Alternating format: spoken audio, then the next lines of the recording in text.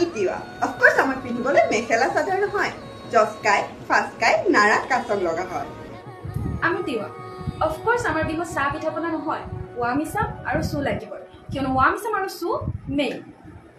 of course আমি তিৱা আমাৰ চবৰা আৰু লাংখন পিঠা প্ৰতি বছৰে পালন কৰা হয়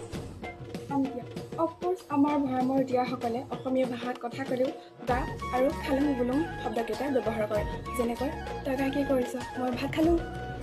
আমি তিৱা